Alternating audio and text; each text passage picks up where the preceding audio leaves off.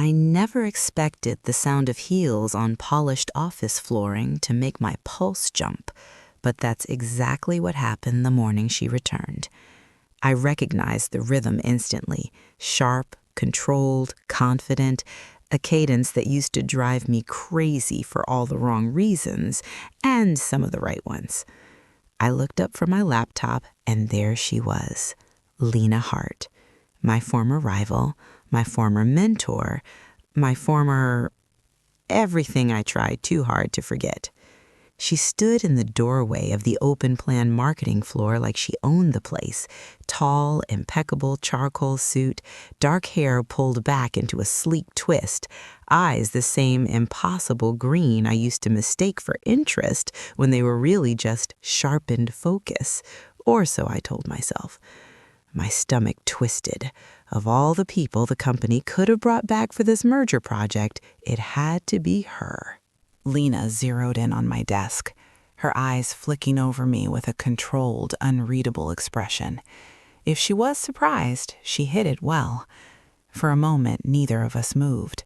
The air between us tightened, stretched, and snapped with all the things we once were, and all the things we weren't supposed to be anymore. "Hello, Ava."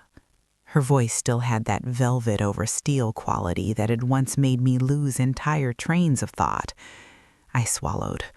Lena. Professional, neutral, safe. Her lips curved into the faintest hint of a smile. Still here, I see. Still ruining people's mornings, I see. That did it. One eyebrow arched, amused. God, I hated that I knew her so well, hated more that she remembered every battle we'd ever had, every late-night pitch, every almost argument that turned into something neither of us said out loud. Before I could brace myself, Marcus, our department head, appeared beside her. "Great, you two already found each other," he said, oblivious to the crackling tension. "Perfect. Ava, you'll be leading the campaign from our side. Lena will be your counterpart from Stratacore. You'll be working closely, very closely." My heart sank.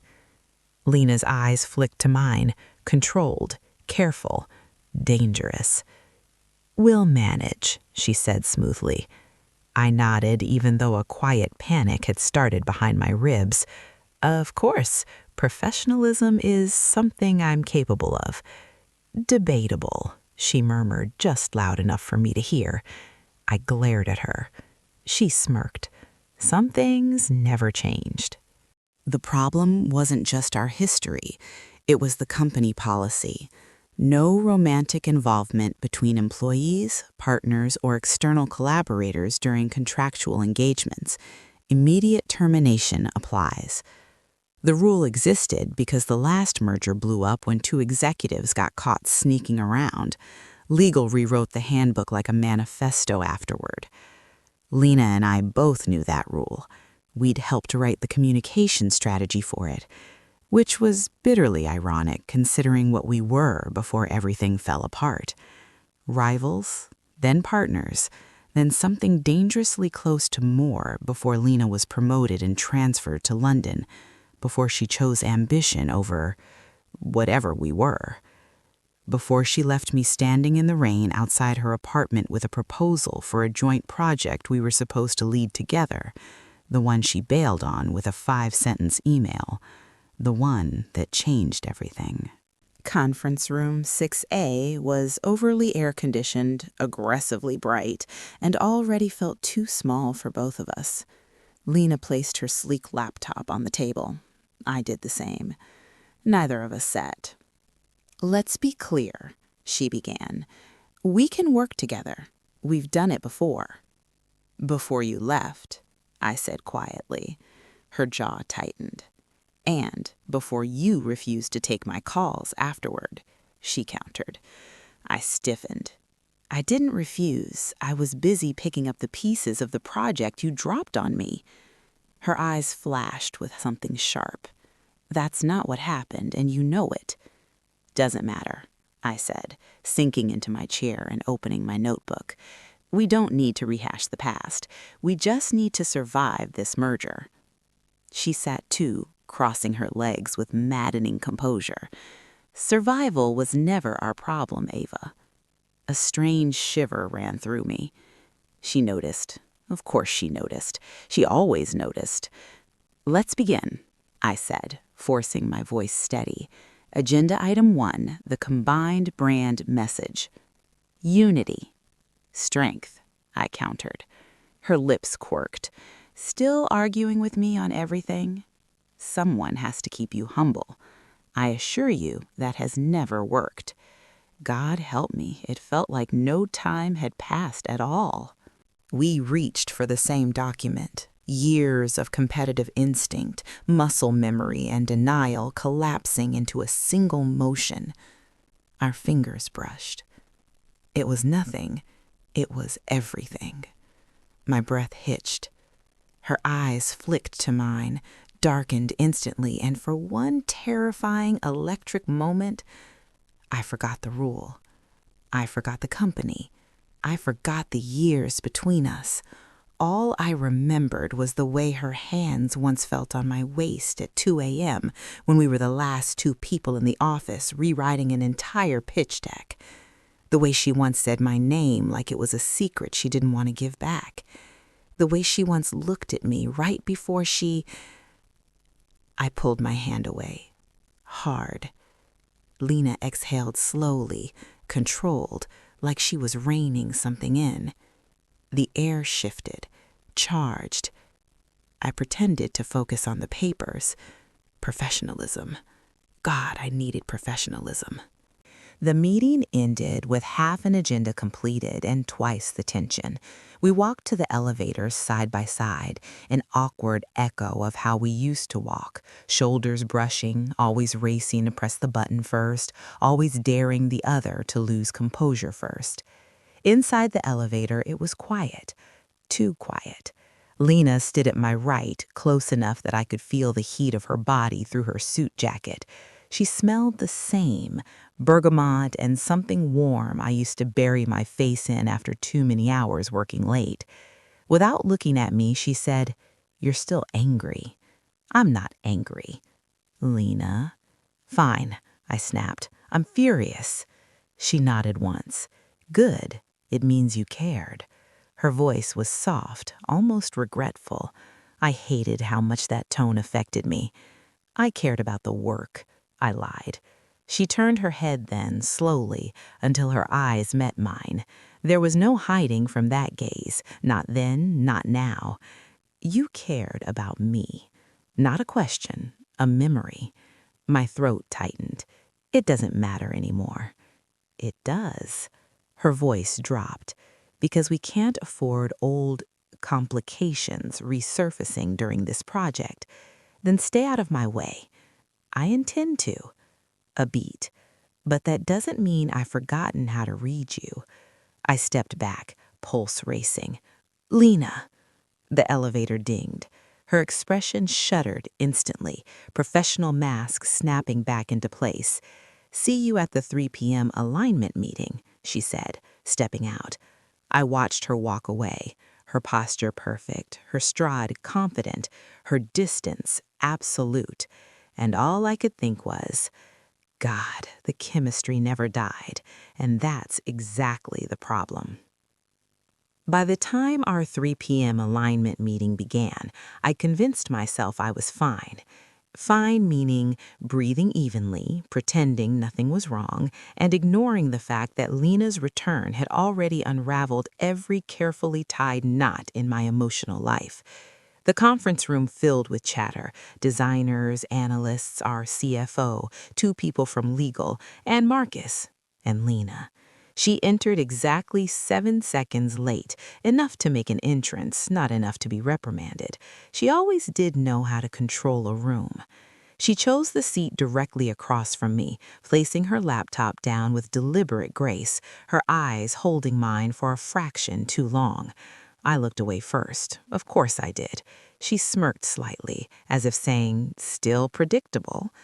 "Let's get started," Marcus said. "We need the unified campaign pillars before next week's board review." 3 pillars: efficiency, trust, and innovation. I forced a laugh. Innovation, that's vague enough to be meaningless. Not if your team can execute it properly, she countered. Her tone, polite, her eyes, provoking, her intention, unmistakable. Everyone else in the room sensed something was charged, but not enough to pinpoint it. Actually, I said, leaning back in my chair, I was thinking impact, sustainability, and user empowerment. Lena's eyebrow lifted. Empowerment for a B2B infrastructure merger? It's called emotional resonance, I shot back. Try it sometime. The room went tense, silent, expectant. Marcus looked between us like he was watching two tigers circle. Okay, he said slowly. Why don't the two of you collaborate on a combined approach? Just the two of you, offline, after this. Lena didn't react, but her shoulders stiffened by a millimeter. I wanted to protest. I wanted to scream. Instead, I said, "Fine." "Of course," she echoed. The meeting moved on, but my pulse didn't. Every time she spoke, confident, decisive, annoyingly brilliant, I felt that old, infuriating pull. She pushed back on every idea I had. I challenged every metric she cited. It was like we were 25 again, newly hired and desperate to outdo each other. Marcus called it synergy. I called it torture. Most people filtered out, chatting as they left. Lena stayed behind, packing her things with surgical precision. I tried to grab my notes and escape, but she spoke before I reached the door. "Ava." I froze. Her voice was softer than before. Too soft. The kind of soft that once meant we were alone and she didn't have to pretend. I didn't turn around. "What?" "There's something we need to talk about." "No, there really isn't." "Ava." I pivoted sharply. "Don't use that tone with me." She blinked. "What tone?" "The tone you save for late-night brainstorming sessions and post-presentation celebrations and—" "Stop. Just stop." I swallowed my words, but it was too late. They hung in the air, electric and dangerous. Her face softened, her expression shifting in a way that made my stomach twist. "It was never just a tone," she said quietly. "Doesn't matter. Not anymore." Her jaw clenched. "It matters if it affects our work." "Then control yourself," I snapped. A muscle in her jaw jumped. "You think this is about us?" My voice cracked on the word I hadn't meant to say. She held my gaze, unflinching, unapologetic. "You tell me." For a moment, we just stared at each other, locked in a standoff that felt far too intimate. Then the CFO walked back in to grab his water bottle. We sprang apart like guilty teenagers. We ended up in a small side office. Glass walls, one desk, no escape. The kind of space designed for quick alignments or slow implosions. Lena closed the door behind us. My pulse tripped. A mistake. She stood with her back to the glass, arms crossed, waiting for me to speak. I busied myself with the whiteboard. Lists, diagrams, anything to avoid the weight of her gaze. "Fine," I said. 3 pillars. We combine your structure with my emotional angle." "Which means?" "You present the logic," I said. "I present the humanity." She let out a soft, disbelieving laugh. "You still think I'm incapable of humanity?" I froze. "That wasn't what I meant. Not exactly. Not entirely." "No," I said quietly. "I just think you hide it." Her breath caught, just for a second. "Ava," she said, stepping closer, "why are we pretending you don't know why I left? Really left?" I gripped the marker so tightly my hand shook. "Because the reason you gave me was that I wasn't part of your 5-year plan." She flinched. "And I believed you," I added bitterly. "I let myself believe you." "Ava, don't," I said, voice cracking. "Just don't." For a moment, neither of us moved. Then Lena inhaled, steadying herself. This project is 6 months. We have to coexist.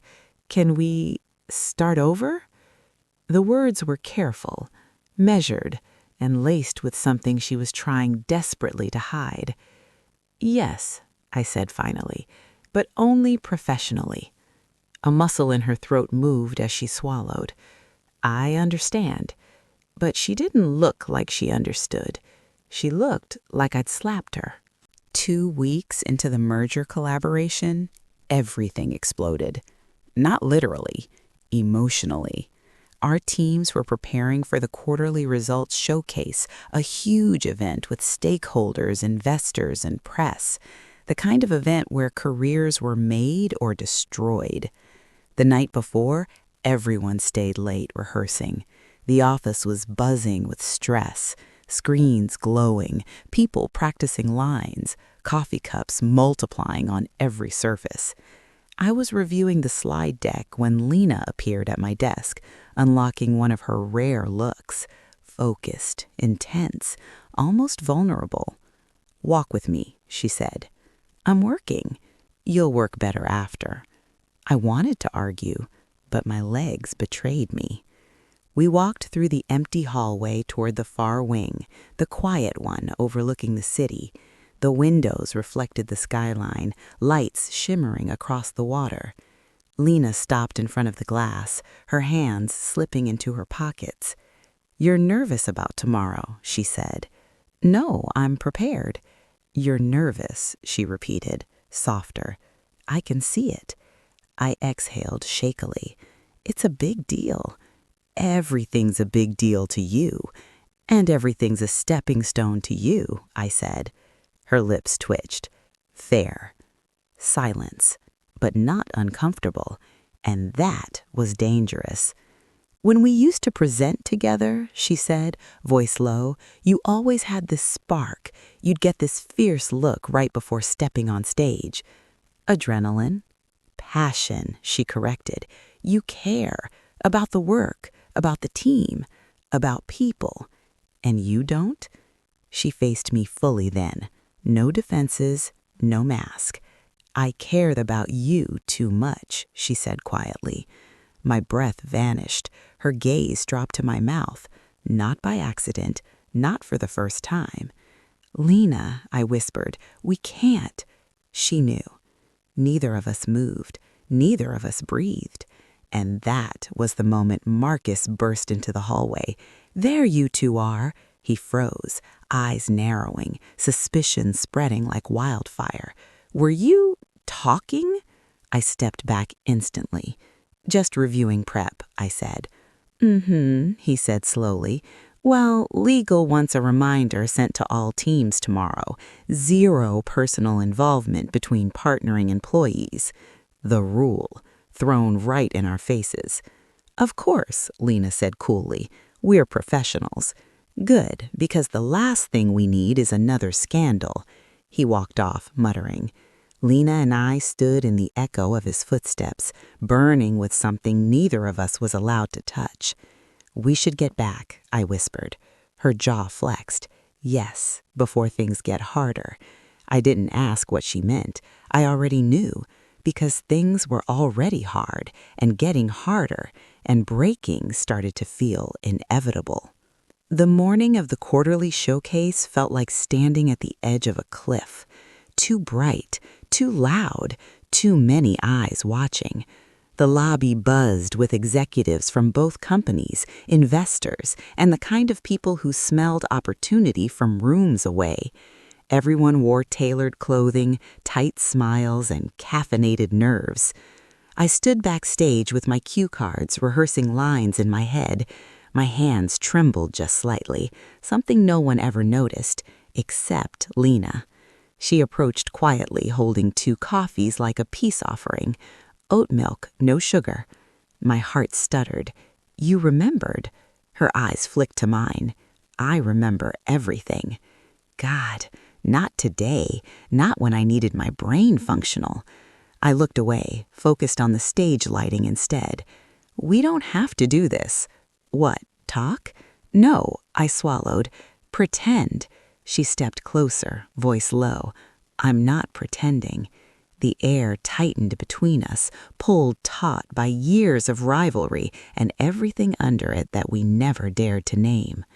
Before either of us could say something we'd regret, the production manager called out, "Presenters to positions, final run-through." Lena took her place behind the podium on stage left. I took mine on stage right.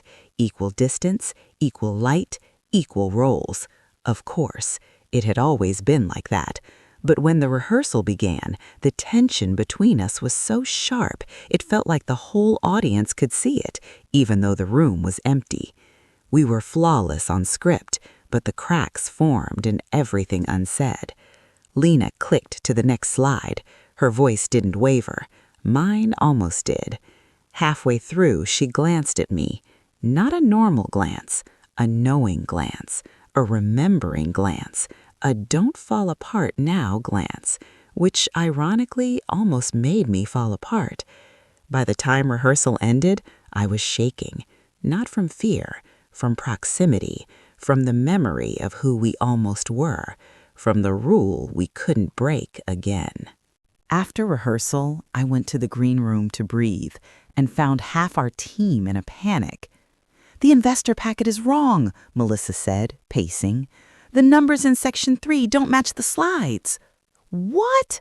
I grabbed the packet. Sure enough, an entire portion was incorrect. "This'll tank the Q&A," someone muttered. I didn't need to guess who was blamed, because the minute Lena walked in, her eyes went straight to the error. "Who updated this?" she asked sharply. I lifted my chin. I did. Her expression tightened, conflicted. Angry? Concerned? Both? "Ava," she said quietly, stepping closer, "we can't afford mistakes." "Thanks," I said coldly. I wasn't aware. "We need to fix it now," she urged. "I know." "I'll help." "I don't need help." She blew out a breath. "You're impossible. And you're controlling. And you're reckless. And you—" I stopped, biting back the thing I wanted to say. "You left. You broke me. You don't get to judge me." The room fell silent, watching the two of us tear into each other like it was part of the agenda.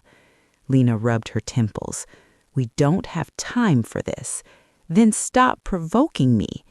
We need to be on the same side." "We're not on the same anything," I snapped. She went still, completely still. Then she leaned in, barely inches from my face, and whispered, "Stop pushing me away. It's not just about the presentation." My pulse jumped. Someone cleared their throat awkwardly across the room. Lena stepped back, expression shuddering. "Let's fix the packet." And just like that, the moment was gone. But the crack it left inside me wasn't. 10 minutes before showtime, the worst possible thing happened. The presentation deck, our presentation deck, merged from 2 systems, updated last minute, corrupted. Black screen. Error code. No recovery. A tech ran backstage, panicked. "It's gone. Everything's gone." "What do you mean, gone?" Lena demanded. "It's unreadable. The system won't open the file." A cold wave rushed through me. "Do we have a backup?" "No. It auto-synced to the corrupted version." Oh, God. Executives were already sitting. Cameras were ready. Investors were waiting. The presentation mattered. The future of both companies mattered. And we were dead in the water. Unless... "We improvise," I said suddenly. Lena's eyes widened. "Ava, no, we can't." "Yes, we can." I steadied my breath. "We know the content. We wrote the content. We lived the content." "Ava, you said I have a spark." I met her gaze. "Let me use it." She stared at me like she was seeing me for the first time in years. Or maybe she was remembering something she tried to bury. The stage manager appeared. We need presenters now. Lena looked at the dark screen, then at me. Finally, she nodded. Fine, she said. We do this together. Together, I echoed, and it almost felt like a promise. The lights hit blindingly bright as we stepped onto the stage. Executives lined the front row. Investors watched with unblinking interest. Cameras streamed to thousands online. And behind us, a blank screen. I could feel Lena tense beside me. Not fear, readiness. She glanced at me, a silent cue. We trust each other or we fail. I inhaled, stepped forward, and began. Good afternoon. Our companies are merging not because it's convenient, but because it's necessary. My voice was steady. Too steady. I caught Lena's slight smile of disbelief. As I spoke, Lena backed me seamlessly, stepping into the rhythm we once had, like we were perfectly synced cogs in a machine we built together. We alternated lines, built on each other's phrases, expanded each other's ideas, and the audience loved it. Whispers, nods, engaged faces. Even Marcus looked stunned. Halfway through, Lena's hand brushed mine as she moved to the other podium. A meaningless touch. A devastating touch. My breath hitched. The audience didn't notice. She did. Her voice softened, strengthened, filled the room. We finished strong, stronger than scripted. When the lights dimmed, applause erupted, real, loud, overwhelming. We had pulled off the impossible. Together. Backstage, people swarmed us. Praise, shock, gratitude. The CFO nearly hugged me.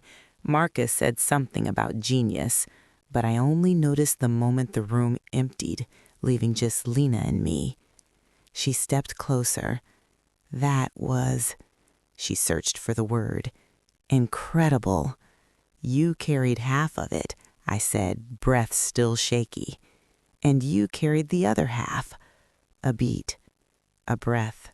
Then she reached up, slowly, carefully, and brushed a strand of hair behind my ear. My entire body went still. Don't do that, I whispered. What? Be honest? Touch me like that. Her hand froze. Ava, we can't. My voice cracked. We can't, Lena. There's a rule. There was always a rule, she said softly. And you broke it last time, and I paid for it. A painful silence. Then she stepped even closer, close enough that her breath warmed my cheek. Ava, I left because... No, I cut in. Not this, not now. We survived the presentation, that's all. Her face crumpled for half a second, just long enough for me to see real pain before she hit it again. Ava, she said, voice trembling, you deserve to know the truth. I don't want it. You think you don't want it. Lena, just go. She hesitated. Then she stepped back, hurt flickering in her eyes. I'll tell you eventually, she whispered, because what you think happened isn't what happened. Something inside me stuttered, but I didn't ask, I didn't follow, I didn't let her stay. She left, and I realized something terrifying. I wasn't angry anymore. I was scared, because some part of me still loved the one person I wasn't allowed to touch. And the truth she wanted to tell me felt like a fuse waiting to be lit. I didn't sleep after the showcase, not because of the presentation, not because of the investors, not even because of the congratulatory emails flooding my inbox until midnight. I didn't sleep because of the way Lena looked at me before she walked away, as if she was carrying a secret so heavy it was bending her spine, and because I wasn't sure I could survive knowing it, or survive not knowing it. By morning, I had convinced myself to avoid her, totally, entirely, permanently, It lasted 14 minutes, because at 9:14 a.m. my desk phone buzzed with an internal call. "Conference room, B, now," Marcus said, then hung up. When I arrived, the sight hit me like a punch. HR, legal, the CFO, and Lena, sitting alone on one side of the table, posture rigid, hands clasped tightly in front of her. She didn't look at me. My stomach dropped. HR cleared her throat. "We received an anonymous report last night alleging a policy violation." Policy violation. No, no. The company rule. Zero personal involvement between partnering employees. My pulse spiked so hard it hurt. "That's not. We didn't. Nothing happened." Lena exhaled shakily, but stayed silent. HR continued, expression grave. "The report specifically claimed inappropriate closeness between you two during the merger project, multiple observations, compromised objectivity." My mouth fell open. "That's absurd." "It doesn't matter if it's absurd," legal said. "It triggered a formal inquiry." "This could jeopardize the merger," the CFO added. I turned to Lena in disbelief. "Say something." She didn't. Not for at first. Then, quietly, "I'll take responsibility." My heart stopped. "What?" I whispered. "No, why would you?" "This is on me," she said, voice steady but eyes shattering. "I initiated unprofessional contact. I approached her outside of sanctioned work hours. I created the conflict." I felt the world tilt sideways. Lena never took blame she didn't deserve, never sacrificed herself for anyone, except. HR leaned forward. "Miss Hart, if you're admitting fault, we'll need a written statement confirming." "No," I snapped. "Absolutely not. She didn't initiate anything. Nothing happened."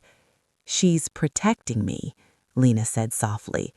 "And you're protecting me," I shot back. We stared at each other, two cliffs crumbling toward the same ocean. Legal sighed. "This is exactly the problem. You two are clearly professionals," I said through gritted teeth, "who worked well under pressure. That's it." "Nevertheless," HR continued, "we must separate your roles until the investigation concludes." I felt the words like physical blows. Separate. Roles. Months of work. All at risk. "But the board review, the merger proposal." "Lena will be reassigned to the London division effective immediately," HR said. "And you," legal added, "will assume full ownership of the U.S. integration." My breath caught. Lena was leaving. Again. But not because of ambition, because she was protecting me. HR gathered her papers. "We'll follow up with documentation." Everyone filed out. The door closed, and suddenly it was just us. Lena stared straight ahead, blinking hard.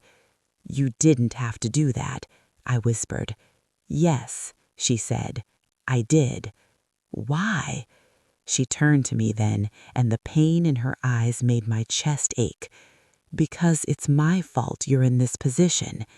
"It's not." "It is," she insisted. "It always was." "Lena, what are you talking about?"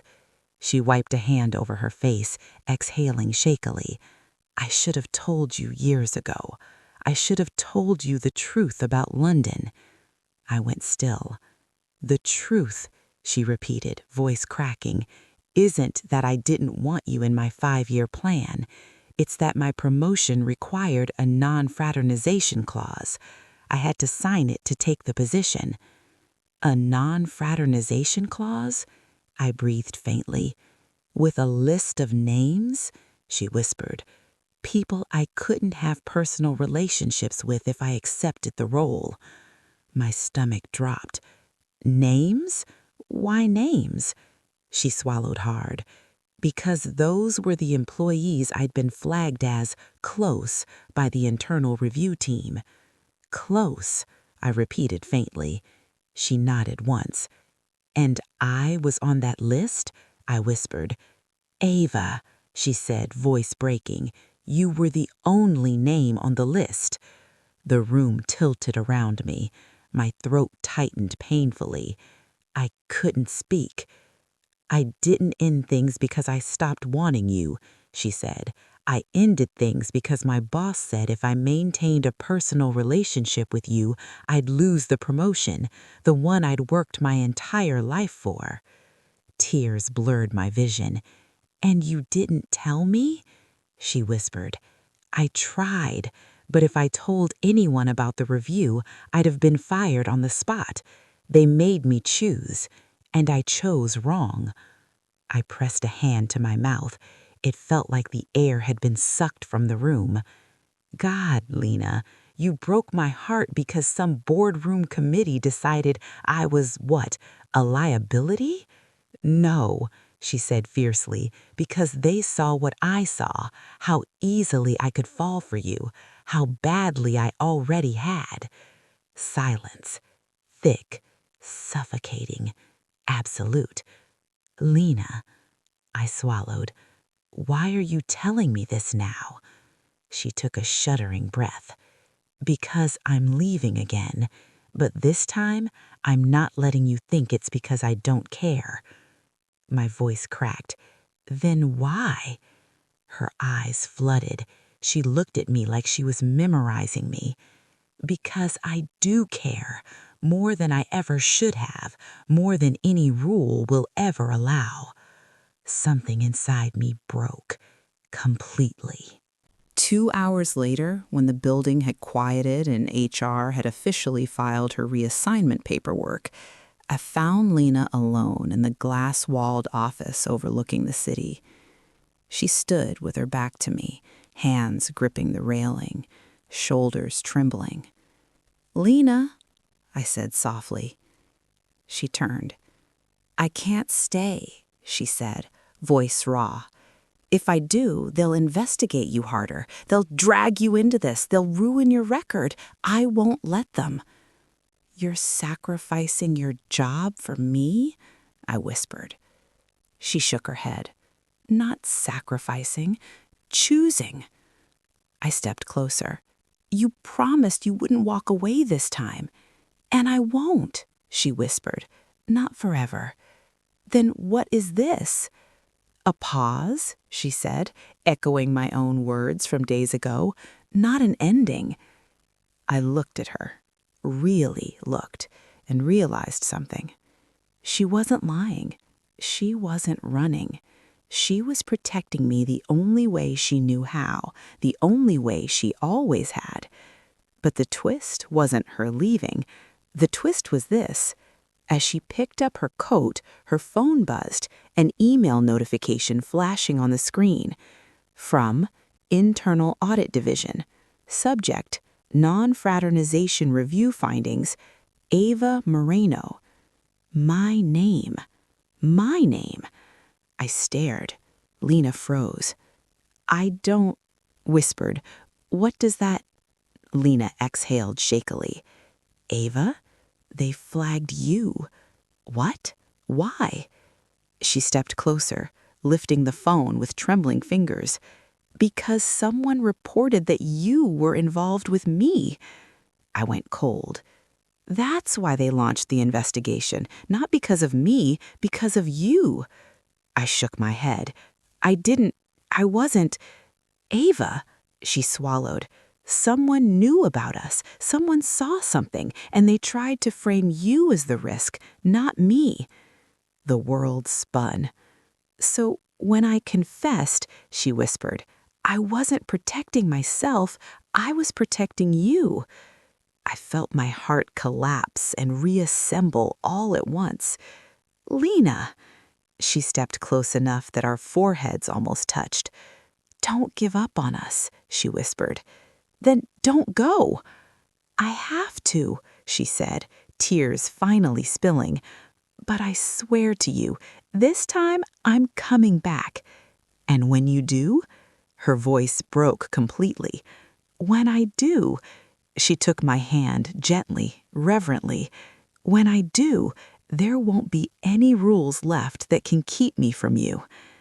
We stood there, suspended between goodbye and beginning, her hand in mine, her breath against my cheek, her eyes promising something she never got the chance to promise before.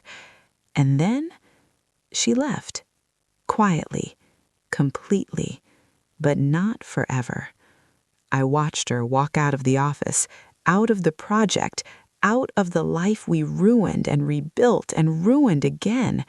And for the first time, it didn't feel like an ending. It felt like the moment right before a storm breaks open the sky. A pause, a breath, a promise. The kind of promise that changes everything.